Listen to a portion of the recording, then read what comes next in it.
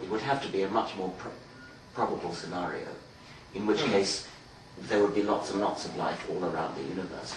If, and the anthropic principle allows us to say that if life only originated once ever, once in the universe, on one planet in the entire universe, then the sort of process we're looking for, the sort of chemical process we're looking for at the origin of life, has got to be just stunningly improbable. Right. So improbable that we'd call it impossible. By ordinary human standards, by the ordinary standards. It would be indiscoverable. Yes, indiscoverable, unspeculatable about. And I don't think that's the case. I mean, I think actually it's not that improbable, which is tantamount to saying that life is not that uncommon throughout the universe. And until we discover another form of life, we shan't know. Right. Well, let's switch gears just a little bit and talk about something that's been a close interest of yours recently. Humans have known systematic weaknesses in their intellectual apparatus. For example, most people are intuitively very bad about reasoning about probability. Yes. This can be shown by many problems like the Monty Hall problem or this or that given to people on the street who are not mathematically trained. People invariably, almost invariably, come up with the wrong answer intuitively. I think part of it might be that we are pattern-seeking machines, and we look for patterns where they aren't there. You'll see gamblers do this all the time, where on a roulette table it's come up red 6 times in a row, and they will infer something from the pattern of reds and blacks about what's... It's black's turn. Yeah, it's black's turn now, it can't be another, that kind of thing. Yeah. And so, do you think that religious means exploit these kinds of systematic weaknesses in the human brain, its ability to, or inability to see things as they are, that are systematic? That is fascinating. I mean, first of all, I think we need to speculate about why we're such bad intuitive statisticians. Clearly, wild animals have to be intuitive statisticians in some sense. And they have to make statistical judgments about the likelihood that they'll find food in that patch of ground or food in that patch of ground. And so the current hit rate of catching food in this patch or that patch is fed into the statistical computation machinery in the brain and leads to future decisions.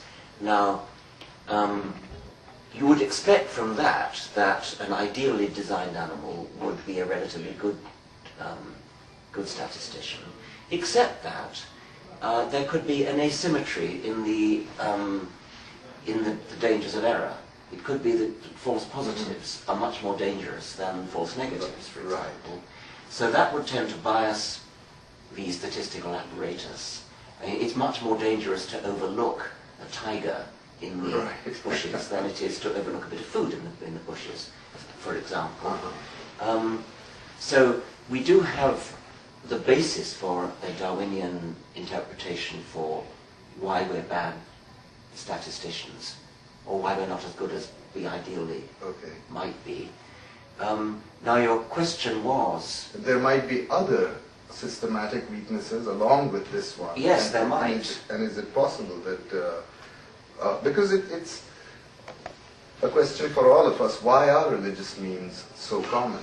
And yes. So, even though people like you and me agree that they're irrational.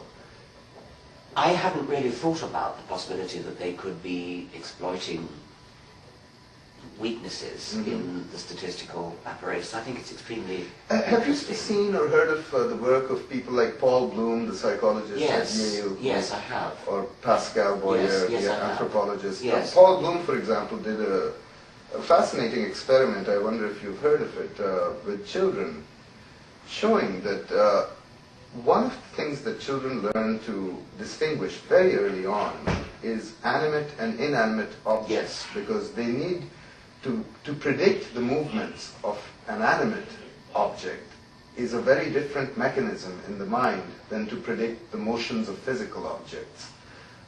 if something has agency and Yeah, intentionality, it Yes. moves Sure.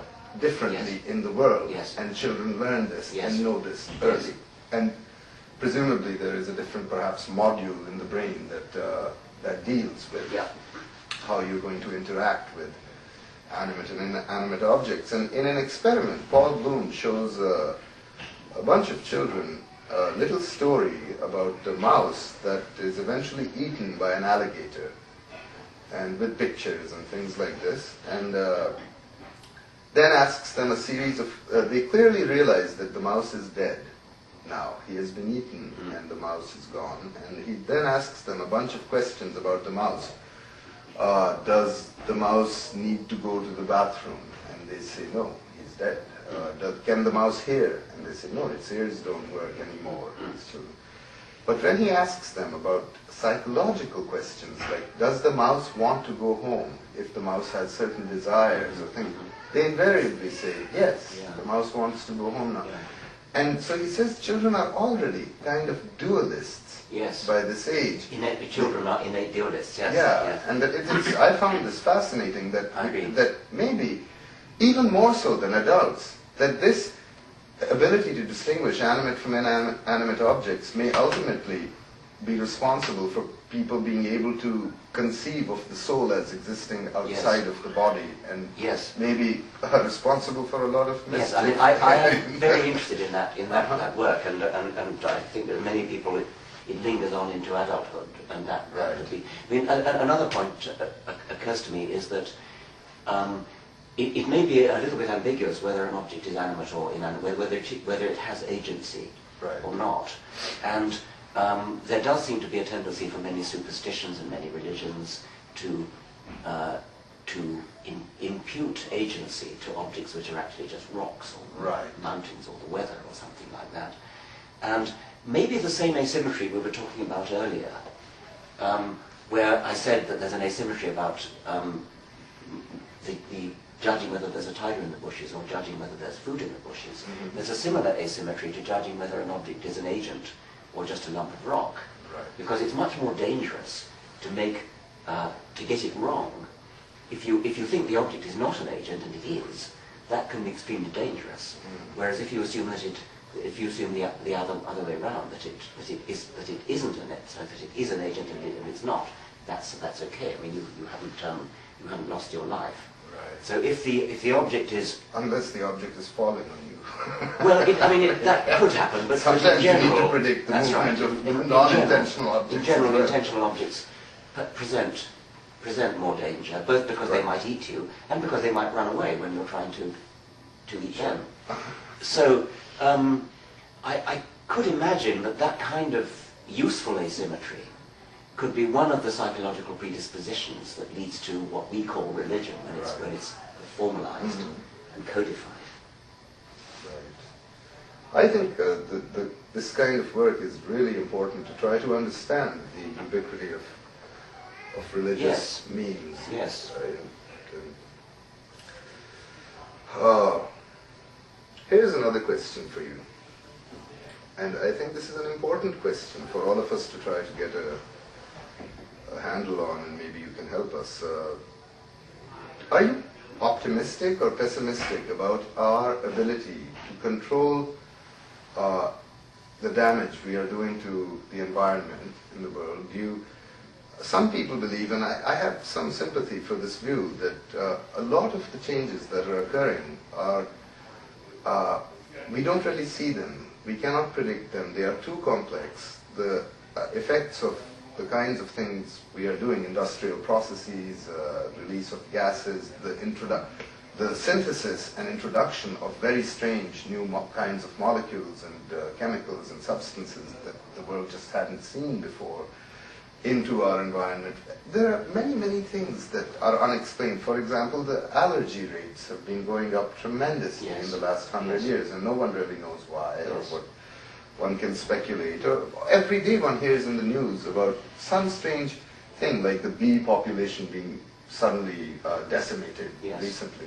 Well, maybe not literally decimated, but considerably reduced. And I don't think anyone has found a reason for that. So there are all kinds of things happening, and